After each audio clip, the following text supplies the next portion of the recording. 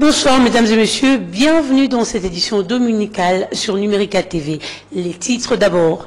Le père Lucien Ambonga, curé de la paroisse d'Itipo du diocèse de Mbanda-Kabikoro, déclaré guéri de l'épidémie à virus Ebola. Il devait quitter l'hôpital ce dimanche.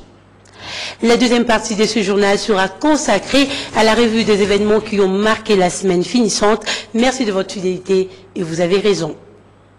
Je vous le disais au sommaire, le père Lucien Ambonga de la congrégation de Lazaristes, curé de la paroisse d'Itipo du diocèse de Mbanda-Kabikoro, déclaré guéri de l'épidémie à virus Ebola. Il devait quitter l'hôpital ce dimanche. Sa photo lorsqu'il recevait les bénédictions de Monseigneur Fridolin Ambongo, archevêque de Mbanda-Kabikoro, a fait le tour du monde sur la toile. En séjour dans la province du Haut-Katanga, le vice-premier ministre en charge de l'Intérieur s'est entretenu avec les délégués de plusieurs organisations à Lubumbashi. Henri Mova a reçu la délégation de l'université de Lubumbashi, les professionnels de la route et le représentant de communautés katangaises et kassayennes. Félix Ilunga pour les détails. La délégation de la communauté universitaire comprenant enseignants et étudiants de l'espace de l'ex-province du Katanga a ouvert le bal. Pour le vice-premier ministre en charge de l'Intérieur, il faut éviter à tout prix d'amener la politique en milieu universitaire. On a échangé de vues du fait que les partenaires à l'enseignement supérieur universitaire sont des partenaires qui sont alertes et attentifs à ce que dans leur milieu se passe un climat de sérénité et de travail. Avec des communautés du Grand Katanga représentées par une délégation de l'ASBL Fondation Katangaise et les représentants de la communauté kassayenne vivant dans le Haut-Katanga, il s'est dégagé une vue commune, tolérance et refus de toute forme de stigmatisation de l'une ou l'autre communauté en raison de ses origines, étant donné que le défi du développement doit être relevé par tous les fils et filles de la République démocratique du Congo. La Fondation Katangaise, une suprastructure de réconciliation pour les intérêts des Katangais. Nous sommes venus rencontrer le patron de la sécurité pour l'insécurité qui prend l'allure vraiment inquiétante ici au Katanga. Et après discussion, nous sommes des pères de famille. Nous allons aussi prodiguer des conseils à nos enfants que nous gérons. Nous disons que les habits sales se lavent en famille. Nous allons prodiguer des conseils à nos enfants pour qu'ils se portent comme il se doit. Et puis il nous a rassuré qu'en collaboration avec la Fondation Katangaise et les autres communautés, nous allons mettre fin à cette insécurité. Dans le secteur de transport en commun, Henri Movasakani a recommandé aux conducteurs de taxi-bus, taxis ou transporteurs routiers une franche collaboration avec les services publics, compte tenu de leur proximité avec la population. Il a en outre promis à ces professionnels de la route une sécurisation renforcée de l'axe Kasumbalesa-Kolwezi. Florentin Mokunda Bunza sera candidat à la présidentielle de 2018. Les sénateurs et présidents de la Convention des démocrates chrétiens, CDC en sigle, l'a annoncé ce samedi à Kinshasa. Il faut rappeler qu'il était un candidat malheureux aux élections de 2011. L'ancien directeur de cabinet de président Joseph Désiré Mobutu affirme avoir un projet de société depuis 2016.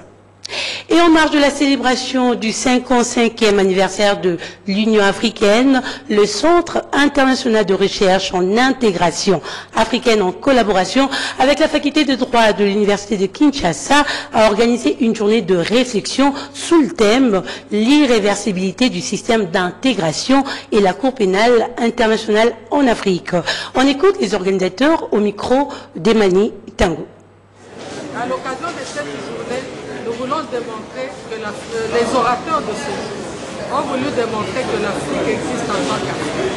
L'Afrique est présente sur la scène internationale et l'Afrique est en train d'aller vers l'intégration africaine. Le thème de la journée d'aujourd'hui, c'est l'intégration de l'Afrique. On a voulu montrer que l'Afrique est dans un processus d'intégration et qu'aujourd'hui nous avons par exemple la zone de libre-échange continentale et que l'Afrique sur le plan international, entretient des relations internationales, est présente dans tous les sommets, dans toutes les sphères où se traitent les questions internationales avec les autres continents. Et que l'Union africaine aujourd'hui se présente comme l'institution aujourd'hui qui représente les 54 États africains sur le plan économique. Vous avez suivi les communications scientifiques de haut niveau. D'abord la leçon académique du professeur Ndesho sur l'irréversibilité du système africain d'intégration et aussi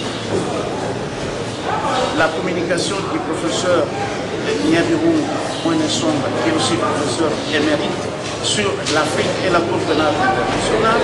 Et enfin, la communication de l'ancien recteur de l'université de Kinshasa, le professeur Laban Alassar, sur les relations entre l'Afrique et le monde. En résumé de tout ce que nous avons suivi comme communication, nous pouvons, n'est-ce pas, retenir le renouveau de l'Afrique, l'élan sur le renouveau de l'Afrique. En fait, nous pouvons inviter tous les Africains, tous les scientifiques africains, d'aimer l'Afrique et de mener des études sur l'Afrique qui est notre mère patrie. Une note sportive dans ce journal, encore une fois de plus, le Real Madrid vient de remporter la finale de la Champions League face à Liverpool par un score de 3-1.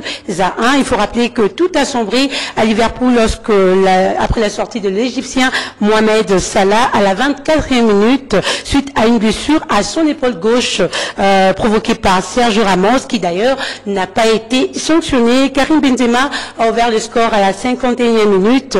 Sadio Mané a égalisé à la 55e minute, puis le doublé de Gareth Bale à 10 minutes de la fin du match qui a cloué le Liverpool. On va suivre cette fois-ci les réactions des étudiants de l'université de Kinshasa qui étaient également en train de suivre ce match.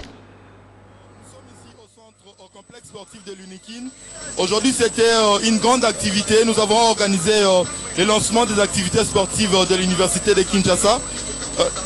Nous avons organisé des activités déjà comme de matchs de football, tennis et le basket. Alors nous avons voulu clôturer la journée avec le lancement de la finale du Champions League. C'est pourquoi vous voyez la foule et les gens et consorts. Nous sommes satisfaits parce que nous sommes les supporters de Real. Nous sommes satisfaits pour la victoire et consorts. C'est pourquoi vous voyez que nous sommes en train de festoyer ensemble avec les amis. Je suis un peu déçu pour le déroulement du match. Je soutenais les deux Africains, Mohamed Salah et Sadio Mané. Fort malheureux, ça va marcher. La victoire au Real Madrid, bon, ce n'est qu'un match de football, ça a toujours été ici. On peut toujours perdre, gagner ou faire un match nul. Mais si les choses étaient clairs, on devait soit perdre ou gagner. Mais je félicite mes deux Africains, Mohamed Salah et Sadio Mané, au détriment de Karim Benzema et Zinedine Zidane qui ont perdu année l'africanisme. Encore une fois, félicitations aux merengues. Page noire dans ce journal, avant de passer à la deuxième partie, le producteur de télé, animateur et écrivain français Pierre Bellemare s'est éteint la nuit dernière à l'âge de 88 ans, figure emblématique des émissions dont la plus célèbre demeure plutôt les enquêtes impossibles. Il est décédé de suite d'un malaise cardiaque. Il avait également participé à la création du club de football Paris Saint-Germain. Nous allons à présent passer à la seconde partie du journal, notre revue des événements marquants de la semaine finissante, la rétrospective dans une sélection de Félix Ilunga. Dans le lot de leurs revendications figurait entre autres la hausse du prix du carburant à la pompe et les tracasseries policières orchestrées suite à la confusion qui a régné autour du réajustement du prix des transports en commun par l'hôtel de ville de Kinshasa. En conséquence, quelques Kinois étaient contraints d'effectuer le déplacement à pied pour atteindre leur lieu de travail. En tout cas, ce n'était pas facile. J'ai pris la moto, j'ai payé presque 2000 francs. Donc le x3 de ce que j'ai toujours payé chaque jour. Ils doivent quand même revoir les choses parce qu'on a revu le prix de transport, mais le carburant, ça pose encore un grand problème. Je me demande comment les autres vont faire. C'est vraiment difficile. Le même jour, le gouverneur André Kimbuta et les intervenants dans le secteur du transport en commun trouvaient un compromis à ces sujets. André Kimbuta soulignait que la nouvelle tarification est d'application dans la capitale, quitte aux uns et aux autres de respecter la décision du gouvernement provincial. Par ailleurs, une réunion a été convoquée au ministère de l'économie concernant cette même question. La question, notamment du tarif de transport, a été vidée, vous l'avez vulgarisé. La question des petites coupures est vidée. Nous avons ici un représentant de la Banque centrale. Des dispositions ont été prises bien avant cette grève pour mettre en circulation des petites coupures. Donc c'est une page tournée. Les chauffeurs ont demandé qu'ils soient subventionnés, les chauffeurs privés, non. Partout dans le monde, on subventionne les transports. Vous avez observé un mouvement de grève. Voilà, la technique est allée vite en besogne. Vous venez de suivre la journée du lundi. Les transports en commun étaient quasiment perturbés. Les conducteurs de véhicules du domaine privé observaient un mouvement de grève. Le coup d'envoi de l'opération de vaccination ciblée contre les virus Ebola a été donné en début de semaine par le ministre de la Santé, Oli Ilunga. Seul le prestataire et les personnes qui ont été en contact avec le malade étaient le premier concerné dans cette phase. Se laver les mains, ne pas consommer les carcasses des animaux trouvés morts et éviter de se serrer la main. Voilà des conseils des experts pour lutter contre cette maladie. La suite en images. Pendant que démarrait la vaccination ciblée contre l'épidémie à virus Ebola dans l'ex-province de l'Équateur, une fausse alerte sonnait à Kinshasa faisant état de la présence d'un probable cas d'Ebola dans la capitale. Ces rumeurs ont été vite démenties par le ministère de la Santé dans un communiqué, alors qu'au quartier général de la MONUSCO, l'on rappelait les règles d'hygiène à pratiquer pour éviter la maladie à virus Ebola. Par rapport à la vaccination, je crois que l'objectif, c'est d'arriver à interrompre rapidement la chaîne de transmission. Et pour interrompre la chaîne de transmission, il faut justement être ciblé. C'est pour ça qu'on pense que le personnel de santé qui assure les soins de ces malades-là, le personnel de santé est vraiment exposé.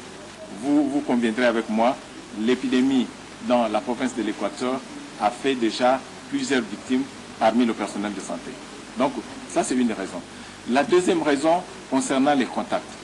Ceux qui ont eu des contacts avec des cas confirmés, si on ne prend pas des mesures préventives telles que la vaccination, ce sont ceux-là qui vont développer la maladie demain. Il appelle cependant la population à appliquer les mesures d'hygiène pour contenir la propagation de cette épidémie. Dans cette période d'épidémie, il faut que les gens puissent avoir des mesures de protection, des mesures individuelles. Il faut se laver les mains régulièrement, il faut se laver les mains à tout moment avec de l'eau et du savon et dans le meilleur des cas, de l'eau chlorée. Je pense qu'en prenant des dispositions, en évitant de toucher les personnes contaminées, je pense que les mesures d'hygiène, si elles sont bien appliquées, ça peut permettre à beaucoup de gens d'éviter de contracter cette maladie.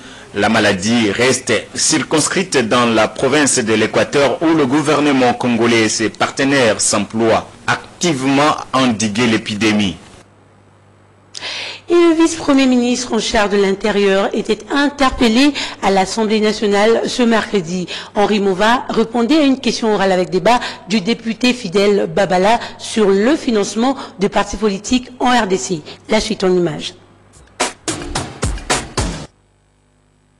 Au total, 500 99 partis politiques reconnus fonctionnent en République démocratique du Congo. Leur financement est un droit garanti par la Constitution, mais aucun parti ne bénéficie du financement public. Invité à la Chambre basse du Parlement pour s'expliquer sur cette disposition de la loi, le vice-premier ministre en charge de l'Intérieur soutenait qu'aucun parti sur les 599 ne remplit les critères afin de bénéficier de ces fonds ou de ces droits. Nous avons plus de problèmes en réunissant autant de critères que les Français ont mis 10 ans à élaborer.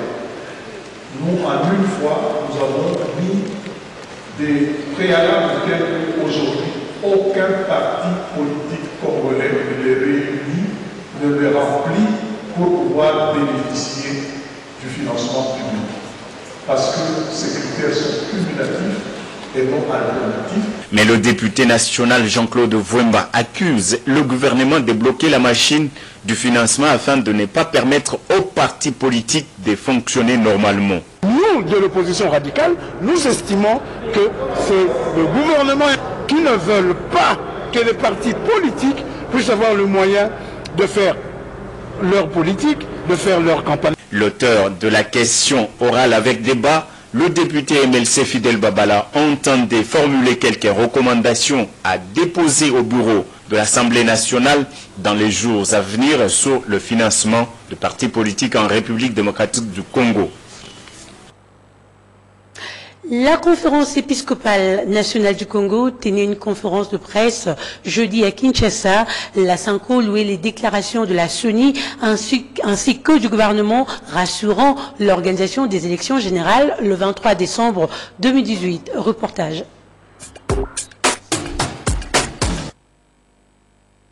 La recherche de maître Jean Cyrus Mirindi sur la possibilité pour le président Joseph Kabila de briguer un autre mandat a relancé le débat au sein de la classe politique congolaise. Un troisième mandat pour Joseph Kabila sonne comme un tocsin à la conférence épiscopale nationale du Congo. Dans un point de presse, la SENCO mettait en garde la majorité présidentielle à ce propos. Au-delà, l'épiscopat congolais se réjouissait du respect de grandes étapes du calendrier électoral.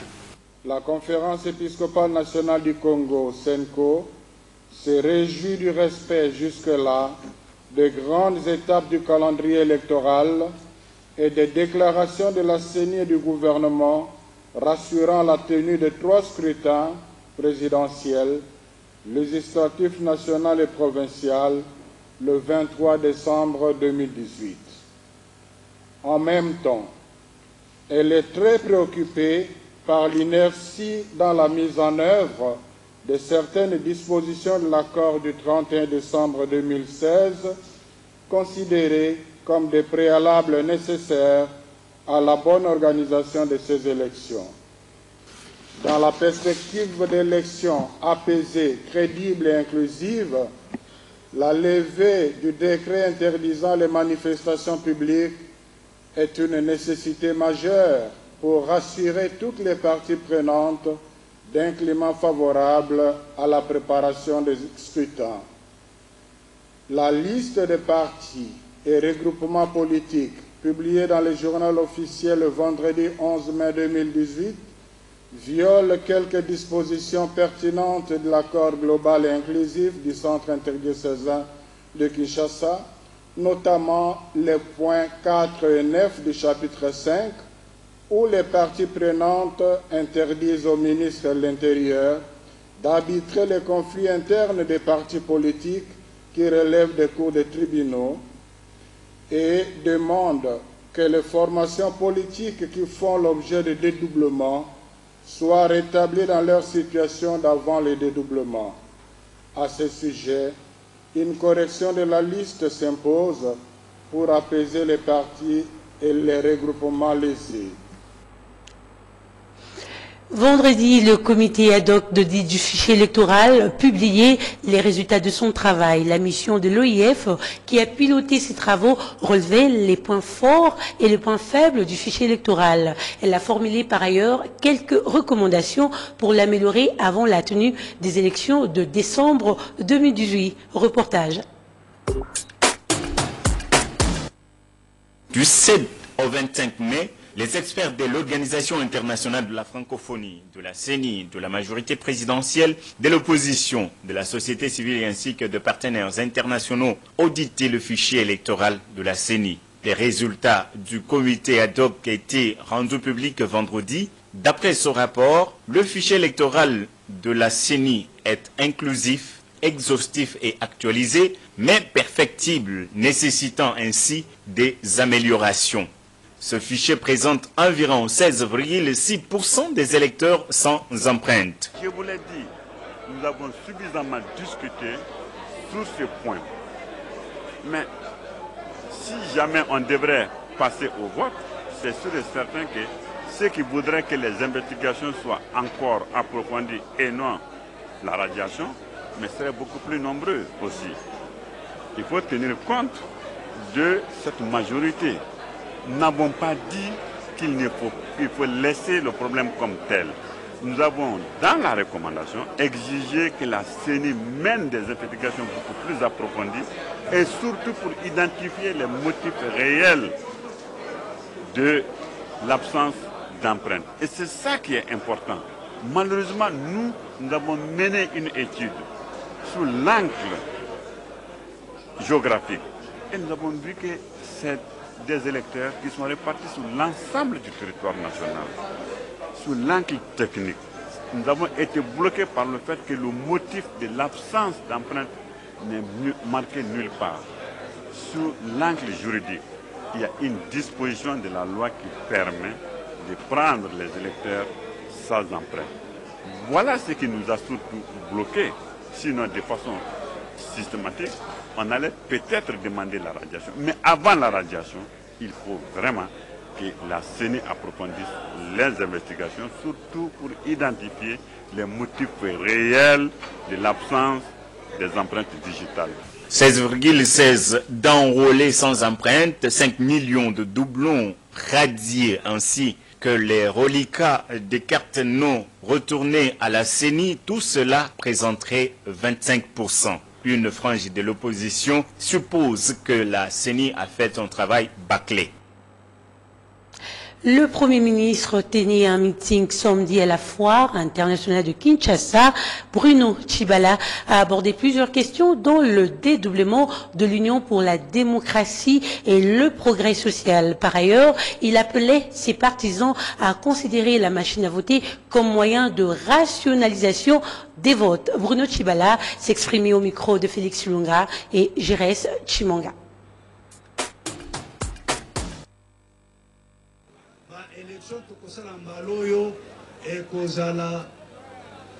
Par rapport à autre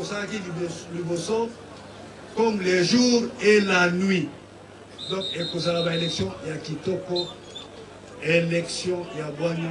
Oyo a gagné, a Bétélier Maboko, Oyo a échoué, Azela, Mala, Yaliboso. Il y a élection et Kosali. Mission ya mibale et alaki ya makambo ya économie. Yokangai malamu. Tango tozui investiture na biso na butu. Une semaine te sans ate na butu na yango na prison ya Makala 4800 prisonniers bakimi. Na action ya Lekonabiso Bundu de Congo. Opérateur économique, Makomi Kobanga, et là on est Kosalema. D'abord, Tokukaki situation Ezalim Malamute, mais Théo soit Mikano, ma mesure, les loyaux. Na maele ya gouvernement, makasi ya gouvernement, makasi ya chef de l'État, pour stabiliser taux d'échange. Le monde est une caméra. Souriez, s'il vous plaît. C'est par cet adage américain que nous mettons un terme à cette édition dominicale. Merci de nous suivre également sur notre chaîne YouTube Numérica Télévision. Bonne suite de programme sur Numérica TV. Au revoir.